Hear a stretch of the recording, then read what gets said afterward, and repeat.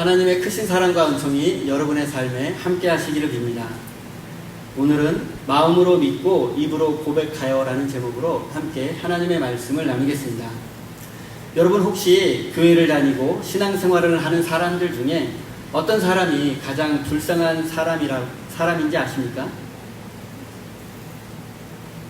교회 안에서 어떤 사람이 가장 불쌍하고 안쓰럽게 느껴지십니까? 저는 구원받지 못한 사람이라고 생각합니다. 교회에 다니며 신앙생활을 하는 모든 사람이 다 구원을 받는 것은 아닙니다. 교회를 오랫동안 다니며 많은 봉사를 하는 것이 구원을 보장해 주는 것은 아니기 때문입니다. 바울은 로마서에서 십자가에서 죽으시고 부활하신 예수 그리스도를 믿는 믿음을 통해서만 구원받을 수 있다고 말합니다. 현실 교회 안에는 아직 구원받지 못한 사람과 이미 구원받은 사람이 함께 공존하고 있습니다. 그리고 바울이 로마에 있는 교회에 편지를 보냈는데 그 편지가 신약 성경의 로마서가 되었습니다. 로마 교회 안에는 유대인들과 유대인이 아닌 이방인들이 있었습니다. 이방인들은 바울이 전한 복음을 잘 받아들이고 믿음을 가지게 되어서 구원을 받았습니다. 하지만 바울의 동족이었던 유대인들은 믿음보다 율법을 더 중요하게 생각했고 믿음도 있어야 하지만 율법도 지켜야만 구원받을 수 있다고 주장했습니다. 그러나 어떤 사람도 율법을 완벽하게 지킬 수는 없었습니다. 어느 누구도 태어나서 죽는 순간까지 그 많고 복잡한 율법을 한 번도 어기지 않고 완벽하게 지킬 수는 없었습니다. 그리고 바울은 이 사실을 잘 알고 있었기 때문에 율법을 통해서 구원받을 수 있다고 생각하며 복음을 거부하는 자신의 동족 유대인들로 인해서 가슴 아파하고 있었습니다. 바울은 로마교회 성도들에게 유대인들이 율법에 집착하느라 구원에서 멀어지게 된 것과 그리고 하나님께서는 결국에는 유대인과 헬라인을 비롯한 모든 사람을 구원하실 것이라는 사실을 증명하기 위해서 로마서라는 편지를 쓰게 되었습니다. 유대인들은 스스로 하나님께 선택받은 민족이라고 생각했습니다. 그리고 하나님께서 모세를 통해 주신 율법을 지킴으로 구원받을 수 있다고 믿었습니다. 유대인들이 믿었던 율법의 핵심은 세 가지입니다. 안식일법, 할례법, 그리고 율법에 관한 법이었습니다. 고대 사회에서 6일이라고 제7일 하루를 쉬는 민족은 유대인밖에 없었습니다. 그리고 레위기 율법을 통해서 먹을 수 있는 음식과 먹을 수 없는 음식을 철저하게 구분하는 민족도 유대인밖에 없었습니다. 그리고 태어난 지 8일 만에 할례를 행하는 민족도 유대인밖에 없었습니다. 이러한 율법은 유대인만이 지닌 독특한 것이었고 시간이 지나면서 유대인들은 점점 율법을 자신들만의 특별한 권리로 여기게 되었습니다. 처음에 유대인들은 하나님으로부터 선택받고 율법을 받은 것에 대해서 감사하며 그 율법을 온전히 지켜서 구원에 이르러야겠다고 생각하게 되었습니다. 하지만 시간이 흐르면서 그들은 자신들만이 율법을 소유했으며 율법을 소유한 것 자체가 하나님으로부터 선택받은 증거이며 율법을 소유한 자신들만이 구원받을 자격이 있다고 믿게 되었습니다. 하지만 유대인으로 태어나고 율법을 소유했다는 것만으로 구원받을 수 있는 것은 아닙니다. 오늘 본문 말씀에 기록된 바울의 표현을 빌려서 말하자면 예수를 주로 시인하고 하나님께서 예수님을 죽은 자 가운데서 살리신 것을 믿어야만 합니다. 그리고 그 부활하신 예수 그리스도 안에서 새로운 존재로 변화되고 거듭나야만 합니다. 결국 유대인들은 하나님으로부터 선택받고 율법을 소유하고 있었지만 그들은 여전히 예수 그리스도를 믿지 않았습니다. 바울은 자신의 동족인 유대인들이 예수님을 거부하는 것에 대해서 매우 안타까워하며 괴로워하고 있었습니다. 1절 말씀입니다. 형제자매 여러분, 내 마음의 간절한 소원과 내 동족을 위하여 하나님께 드리는 내 기도의 내용은 그들이 구원을 얻는 일입니다. 바울은 지금 이스라엘을 위해서, 즉 자신의 동족인 유대인들이 구원받기를 위해서 기도하고 있다고 말하고 있습니다. 바울이 지금 유대인들이 구원받기를 위해서 기도한다는 것은 유대인들이 아직 구원받지 못했음을 전제로 하고 있습니다. 유대인들이 하나님으로부터 선택받은 것은 사실입니다. 그리고 오직 유대인만이 율법을 소유한 것도 사실입니다. 하지만 그들은 선택받았다는 사실과 율법을 소유했다는 사실에 도취되어 교만에 빠지고 말았습니다. 그래서 유대인이 아닌 어떤 민족도 어떤 사람도 구원받을 수 없고 오직 자신들만이 구원받을 자격이 있다고 믿으며 다른 사람들을, 다른 민족들을 무시하게 되었습니다. 이런 생각이 심해지자 율법을 완성하기 위해서 인간의 모습으로 오신 예수 그리스도를 믿지 못하게 된 것입니다. 율법을 소유했으니 예수 그리스도가 필요 없다는 것입니다. 이런 유대인들을 바라보는 바울의 마음은 어땠을까요? 바울의 출신 성분을 살펴보면 그는 유대인 중에 유대인이었고 바리새인 중에 바리새인이었으며 율법으로는 흠을 잡을 곳이 없는 사람이었습니다. 열심과 열정으로는 예수 믿는 사람들을 핍박하는 데 앞장서며 스데반 집사의 순교에도 주도적인 역할을 했으며 예루살렘에서 약 200km가 넘게 떨어져 있는 다마스커스까지 기독교인들을 쫓아가 박해할 정도였습니다. 그랬던 그가 부활하신 예수 그리스도를 만난 후에 새로운 사람으로 변화되었습니다.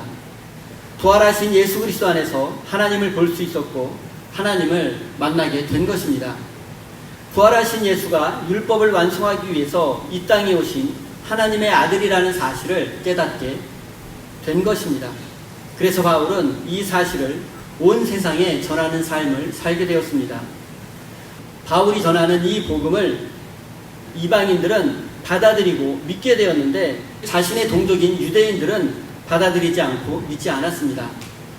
유대인들은 바울이 전하는 복음을 믿지 않았을 뿐만 아니라 복음을 전하지 못하도록 끊임없이 바울을 박해했습니다. 바울은 유대인들에게 조롱당했고 무시당했고 쫓겨나고 매를 맞고 배신자, 변절자로 낙인 찍혔고 심지어 바울을 죽이려고 하는 사람들까지 나타나게 되었습니다. 바울에게 있어서 자신의 동족인 유대인들은 사랑과 미움이 교차하는 대상이었습니다. 이런 상황에서 바울은 유대인들이 구원받기를 위해서 기도하고 있다고 고백합니다. 여러분은 누군가가 구원받기를 위해서 간절히 기도해 보신 적이 있으십니까? 우리는 모든 사람이 구원받기를 위해서 기도하고 노력해야 합니다. 그리고 여러분에게 바울처럼 사랑과 미움이, 애증이 교차하는 사람이 있다면 그 사람이 바로 여러분의 기도 제목이 되어야 합니다. 하나님께서 여러분에게 그런 존재를 허락하신 이유는 여러분을 통해서 그 사람을 구원하기 원하시기 때문입니다. 사랑하는 성도 여러분, 우리가 인생을 살다 보면 애증이 교차하는 사람을 만나게 됩니다. 그리고 그 사람과의 관계에서 처음에 사랑하고 좋아했던 마음은 사라지게 되고 나중에는 미움과 증오의 마음만이 남게 되는 경우가 많습니다. 하지만 우리 그리스도인들은 미움과 증오의 마음을 뛰어넘어 그 사람을 구원하기 원하시는 하나님 아버지의 마음을 깨닫고 그의 구원을 위해서 기도하는 사람이 되어야 합니다. 하나님의 구원을 경험한 사람은 반드시 모든 사람이 구원받기를 위해서 기도하는 사람으로 변화되어야 합니다. 2절, 3절입니다. 나는 증언합니다. 그들은 하나님을 섬기는데 열성이 있습니다. 그러나 그 열성은 올바른 지식에서 생긴 것이 아닙니다. 그들은 하나님의 의를 알지 못하고 자기 자신들의 의를 세우려고 힘을 씀으로써 하나님의 의에는 복종하지 않게 되었습니다. 유대인들은 스스로 하나님을 열심히 믿고 있다고 생각했습니다. 그러나 그들은 하나님을 열심히 믿은 것이 아니라 선택받은 유대인으로 태어난 것에 자부심을 느끼며 선택받은 유대인 중에서도 더 의로운 사람이 되기 위해, 더 의로운 유대인이 되기 위해 노력했을 뿐입니다. 바울 당시 유대인들은 율법 속에 담겨 있었던 하나님의 의와 사랑은 외면했고 유대인이라는 자부심과 더 뛰어난 유대인이 되기 위한 노력만이 남아 있었습니다. 유대인들은 하나님을 믿었던 것이 아니라 하나님이 주신 율법의 껍데기만을 믿고 있었던 것입니다. 그러다 보니 그들의 신앙 속에서는 하나님께서 주시는 기쁨과 만족과 평화가 없었고 오직 남에게 보여주고 인정받기를 바라는 위선만이 남게 되었습니다. 이런 위선적인 신앙을 보통 율법주의라고 말합니다. 앞서 말씀드렸던 것처럼 바울도 그 누구보다 더 열심히 믿었던 사람 중에 한 사람이었습니다. 그리고 바울 당시의 유대인들, 그 중에서도 바리새인들은 매우 철저하게 믿으며 열심히 하나님을 섬겼던 사람들입니다. 말씀을 묵상하고 금식기도하고 구제하고 11조를 하는 등 누구보다 더 열심히 믿었던 사람들이 바로 바리새인들이었습니다. 바리새인들을 비롯한 많은 유대인들이 열심히 믿었지만 그들의 목적은 하나님을 올바로 섬기는 것이 아니라 자신들의 의의를 드러내고 사람들 앞에 인정받는 것이었습니다. 자기 의의가 열심히 믿는 목적이었습니다. 참 이상하게도 교회 생활을 오래하고 믿음이 좋다고 하시는 분들 중에서 교만해지고 자기 의의를 내세우는 사람들이 적지 않습니다. 자신만의 기준과 규칙 같은 것들을 만들어 놓고 그것으로 다른 사람을 정죄하고 판단하는 경우가 많습니다. 그런데 여러분, 이런 분들은 대부분 신앙생활을 오래 하셨거나 열심히 봉사하는 분들입니다. 이런 분들로 인해서 교회 안에서 상처를 주고받는 일들이 생겨나게 됩니다. 여러분, 초신자들이 교회에서 다른 사람들을 판단하고 정죄하고 상처 주는 경우를 보신 적이 있으십니까? 자기 자신이 의로움의 기준이 된 잘못된 열심은 자기 자신뿐만이 아니라 주변 사람들에게 상처를 주고 그들을 믿음의 길에서 떠나게 만들 수도 있습니다. 우리 주변에 상처를 받고 교회를 떠나서 방황하는 사람들이 얼마나 많이 있습니까? 우리는 단순히 열심히 믿는 사람만이 아니라 올바로 믿는 사람이 되어야 합니다. 잘못된 열심은 자신의 신앙뿐만이 아니라 타인의 신앙까지 오염시킬 수 있기 때문입니다. 사랑하는 성도 여러분, 성숙한 그리스도인은 자신만의 원칙과 기준을 세우며 다른 사람을 판단하지 않습니다. 오히려 괜찮아, 그럴 수도 있지 하며 다른 사람들을 이해하고 배려하는 사람입니다. 다 같이 우리 옆에 있는 분 한번 보고 괜찮아, 그럴 수도 있지 한번 해보시겠습니다. 괜찮아, 그럴 수도 있지. 괜찮아, 그럴 수도 있지. 이런 마음이 앞서면 교회 안에 절대로 다툼과 분열은 생기지 않을 것입니다. 그 사람의 마음과 상황을 이해하고 그를 존중하고 배려하는 사람이야말로 올바른 신앙의 사람입니다. 열심히 믿는 사람이 되기보다는 올바르고 진실하게 믿으시는 하나님의 사람이 되시기를 바랍니다. 4절 말씀 제가 읽겠습니다. 그러므로 그리스도는 율법의 끝마침이 되셔서 모든 믿는 사람에게 의가 되어 주셨습니다. 유대인들의 문제는 자신들이 세운 원칙과 기준에 근거한 자기 의에 사로잡혀서 남을 비판하고 정죄하다가 결국에는 하나님의 의에 순종하지 않는 것입니다. 하나님의 의, 하나님의 뜻을 실천하기보다는 자기 의를 주장하며 남들에게 더 의로운 사람으로 인정받기를 원하고 더 높아지기를 원했던 그 마음으로 인해서 결국 구원의 길에서 멀어지게 되는 것입니다. 바울은 이러한 유대인들에게 그리스도는 율법의 마침이 되신다라고 분명하게 말씀하고 있습니다. 마침을 의미하는 히브리 단어는 텔로스입니다. 텔로스는 완성이라는 뜻도 있고 결승점이라는 뜻도 있습니다. 여기서는 달리기의 결승점이라는 의미로 해석하면 바울의 의도를 더 분명히 알 수 있습니다. 바울은 그의 서신 여러 곳에서 믿음을 달리기 경주에 비유하며 말하곤 했습니다. 그리고 오늘 본문 말씀에서도 그리스도는 모든 믿는 자에게 의를 이루기 위하여 율법의 마침, 즉 율법의 결승점이 되었다라고 말씀하고 있습니다. 이방인과 유대인이 달리기 시합을 했습니다. 이방인들은 결승점 되시는 예수 그리스도를 바라보고 열심히 달려서 결승점에 도착했습니다. 그리고 안전하게 도착해서 평화를 누리고 결국 구원을 받게 되었습니다. 그런데 유대인들은 결승점이 되시는 예수 그리스도를 향해서 뛰지 않았습니다. 그들은 엉뚱한 방향, 즉 자기 의를 앞세우며 자기가 높아지기를 바라는 마음으로 뛰어갔습니다. 그리고 결국 그들은 결승점에 도착하지 못했고 구원받지 못했습니다. 바울은 지금 자기 열심에 사로잡히고 자기 의에 사로잡혀서 잘못된 방향으로 뛰고 있는 유대인들을 향해서 올바른 방향으로 뛰어야 한다고 말씀하고 있습니다. 사랑하는 성도 여러분, 여러분은 지금 무엇을 위해서 어디를 바라보시며 인생이라는 경주를 하고 계십니까? 율법의 완성, 율법의 결승점 되시는 예수 그리스도만을 바라보시고 그분의 말씀에 순종하며 믿음의 경주를 해 나가시기를 바랍니다. 10절 말씀을 읽겠습니다. 사람은 마음으로 믿어서 의에 이르고 입으로 고백해서 구원에 이르게 됩니다. 참 유명한 말씀이고 많은 사람들이 좋아하는 말씀이기도 합니다. 저는 어렸을 적에 이 말씀을 암송하면서 말 그대로 예수님을 마음으로 믿고 입으로 고백하면 구원받는다라고 생각했습니다.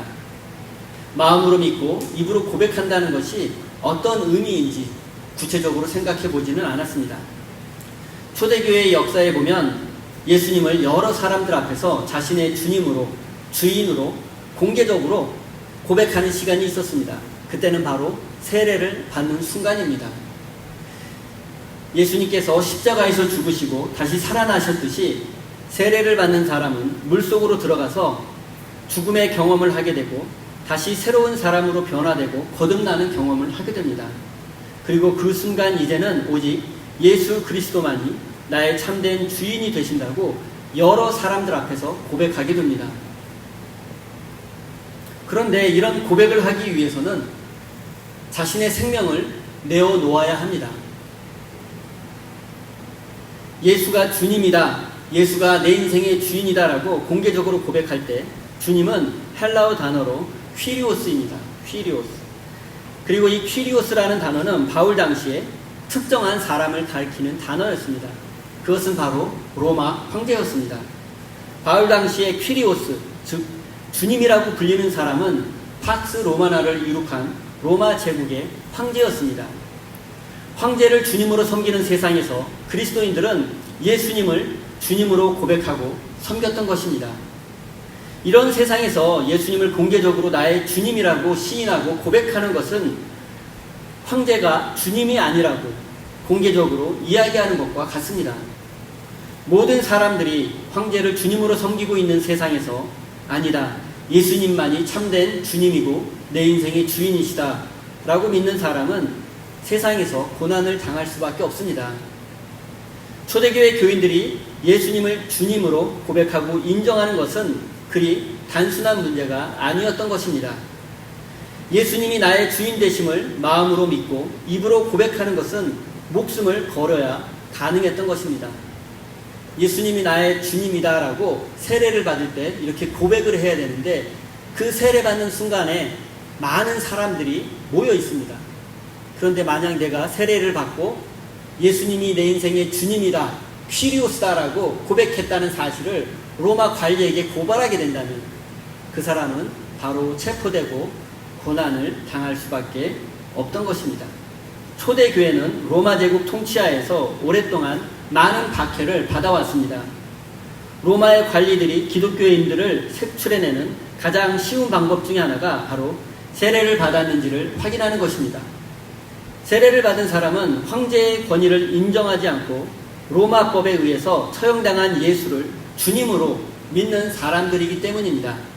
그리고 기독교인들을 체포할 때 만약 체포된 사람이 예수를 공개적으로 부인하면 용서받을 수 있었습니다. 공개적인 장소에서 나는 더 이상 예수님을 퀴리오스로 주님으로 믿지 않겠다라고 공개적으로 고백하면 죄를 용서받을 수 있습니다. 하지만 끝까지 예수를 부인하지 않게 되면 감옥에 갇히게 되고 조롱을 당하게 되고 순교를 당하기까지 했습니다. 사랑하는 성도 여러분, 여러분은 이런 상황에서 예수님을 여러분의 참된 주님이라고 여러 사람들 앞에서 고백할 수 있으십니까? 예수님을 마음으로 믿고 입으로 고백하는 것은 예수님을 위해서 목숨을 바칠 수 있는 결단이 서 있지 않는 한 할 수 없는 위대한 신앙의 고백이었다는 사실을 기억하시기 바랍니다. 그리고 여러분 또한 예수님께서 여러분의 삶의 참된 주인 되심을 고백하는 믿음의 삶을 살아가시기 바랍니다. 12절입니다. 유대 사람이나 그리스 사람이나 차별이 없습니다. 그는 모든 사람에게 똑같이 주님이 되어주시고 그를 부르는 모든 사람에게 풍성한 은혜를 내려주십니다. 바울은 유대인이나 헬라인이나 누구든지 예수님을 주님으로 믿는 사람은 구원받을 수 있다고 말합니다. 하지만 유대인들은 누구나 예수님을 믿기만 하면 구원받을 수 있다는 바울의 말을 받아들이기 어려웠습니다. 왜냐하면 자신들만이 하나님으로부터 선택받았고 율법을 소유한 특별한 민족이라고 생각하면서 자신들의 구원을 완성해줄 그런 메시아를 기다리고 있었기 때문입니다. 그런데 사람들이 메시아라고 부르는 예수가 모든 사람을 공평하게 사랑하고 모든 사람에게 구원을 베푸는 것을 결코 용납할 수 없었습니다. 유대인들의 입장에서는 율법을 지키는 우리 유대인만 구원받아야지 예수를 믿는다는 이유로 누구나 구원을 받을 수 있다는 사실을 받아들일 수 없었습니다. 더군다나 헬라인들까지 그리스 사람들까지 믿기만 하면 구원받는다는 것을 유대인들은 결코 받아들일 수 없었습니다. 로마 제국의 세 번째 황제였던 칼리굴라가 제국을 다스리던 AD 37년에 당시 부유한 국제 도시였던 이집트의 알렉산드리아에서 그리스인들과 유대인들의 충돌로 인해서 수많은 유대인들이 학살당하는 비극적인 일이 있었습니다. 이 당시 알렉산드리아에는 약 40만 명의 유대인들이 살고 있었다고 합니다. 그리고 이곳에 사는 유대인들과 그리스인들 사이가 매우 좋지 않았습니다. 그리고 당시 황제였던 칼리굴라가 스스로를 신이라고 선포하고 자신의 조각상 앞에 절하라고 모든 백성들에게 명령을 내렸습니다. 당시 알렉산드리아에 살고 있던 그리스 사람들은 칼리굴라 황제의 조각상 앞에서 모두 절을 했습니다. 원래 그리스 사람들은 여러 신을 섬기는 다신교 민족이었기 때문에 황제의 조각상 앞에서 절하는 것이 큰 문제가 되지 않았습니다.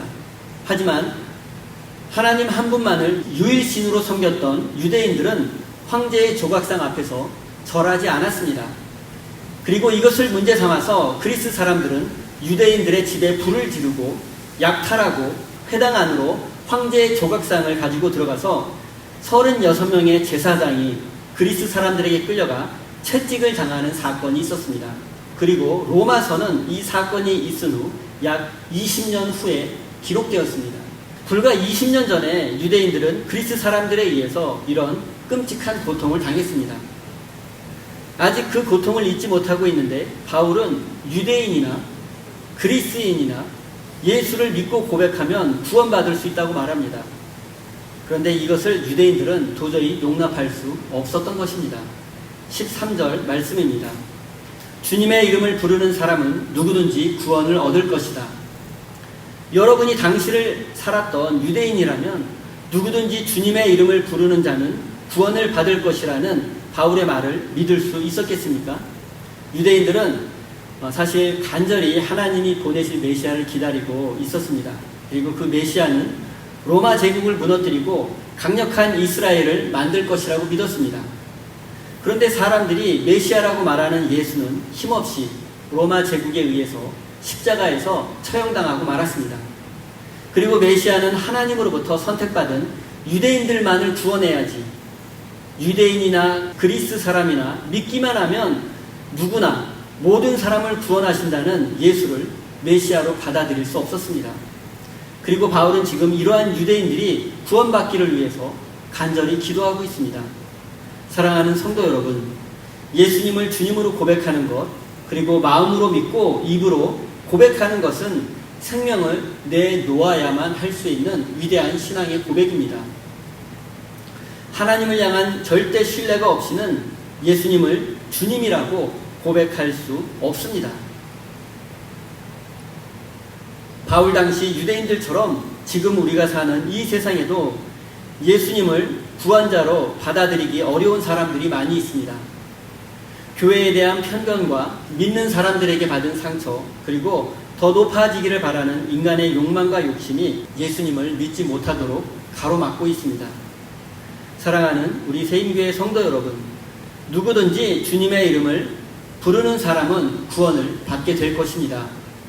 여러분의 사랑과 순종을 통해서 많은 사람들이 주님의 이름을 높이고 하나님께서 주시는 구원을 받게 되기를 예수님의 이름으로 축원합니다. 기도하겠습니다. 하나님, 우리는 지금까지 마음으로 믿고 입으로 고백하여 구원을 받는다는 주님의 말씀을 너무 가볍게 생각하며 구원을 너무 쉬운 것으로 생각하고 신앙생활을 해오지 않았나 우리의 모습을 되돌아봅니다. 우리의 신앙 선배들이 생명을 내놓고 예수님을 주님이라고 고백하고 믿었던 것처럼 우리도 믿음의 삶을 통하여 예수님만이 나의 삶의 참된 주인이라고 고백하며 살아갈 수 있도록 굳센 믿음을 허락해 주십시오. 예수님 때문에 손해를 보고 피해를 입더라도 그것이 하나님의 나라와 이웃에게 유익이 되는 것이라면 손해보는 것과 피해 입는 것을 두려워하지 않게 하여 주십시오.